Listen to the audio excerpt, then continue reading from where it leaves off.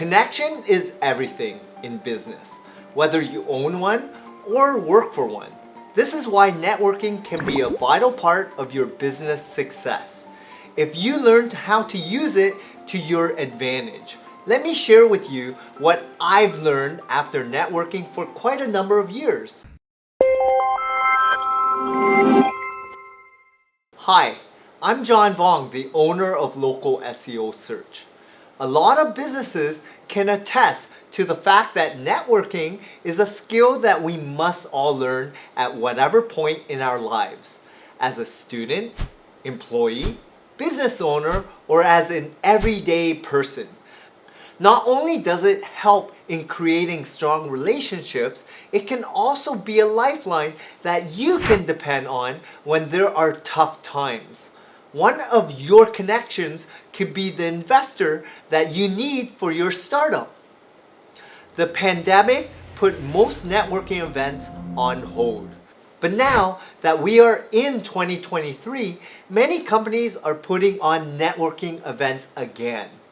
But if you've never been or haven't been in a long time, you may have forgotten how to network. So let's refresh our skills with these tips. Go in with a plan. Networking events can be overwhelming if you don't come in with a plan. It's a bit like shopping without a grocery list. Don't try to build connections with everyone. Select a few. Maybe you want to learn more about a certain person and their business. Add them to a list. Curate your list to the goal of why you're joining that event. Is it to promote your product? Find new investors? Expand your connections? Maybe you know a few people attending and simply want to strengthen those bonds. Whatever your goals, make your list to reflect that goal. And don't put too much on it. Remember, this is supposed to be fun. Listen well. You can't go into an event like this thinking that you know everything. In a room full of business owners and professionals, there is always something you don't know. And in situations like this, you don't want to push yourself or your business. This is a listening and learning event. Listening is a very important skill to learn in business and in networking. Not only can you learn tips and tools for your own business, but you can learn what it is that your connection needs. See how you can give them value. By listening, you can personalize your approach in the future because you know details about their life and their business. Get to know these people. Form real relationships. That is what networking is about. Speak up. Listening is great, but don't forget to tell a bit about yourself as well. You can pitch your product, your whole business, or even yourself. Just be sure not to be too pushy or salesy. Speak to them like you would a friend. Share enough about you and your business to get them interested. Share with them only the vital information, or use what they told you to branch off on how your business can provide value for their own personal issues and concerns. It's better to make your conversation a two-way street. As I've said earlier, listen and after that, speak up. You are not there just to observe. It will be a waste of your time to just listen and not give input on your conversation. Maybe that will be a reason enough for them to form a connection with you. Ask questions.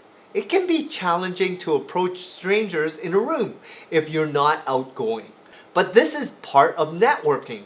If you know a situation like this will make you nervous, prepare a few questions in advance. Asking questions is a great conversation starter and an easy way to approach someone. As a business owner, you want to learn how these other people got successful. What are their businesses? What inspired them? People love talking about themselves. It's an easy topic and it will give you an insight into their business. And it may also give you an insight into their issues and how you can provide value to them. Share emails and follow up. What's the point of networking if you're not exchanging contact information, website, emails, and social media handles? That's the reason why you are there. Talking to them is just the beginning. You can't expect partnerships or support after one conversation. It's like talking to a potential client. You get an introduction first before selling them your products. Building connections is not just composed of one step, there are multiple. You have to continue the conversation even after the event. Follow up on what you've talked about, or maybe ask to meet up again for coffee and ask for advice on something that you know they are an expert on. Make sure you bring business cards with you and get them from anyone you meet who may be a great contact. Even a simple email or message saying that you enjoyed meeting them is fantastic.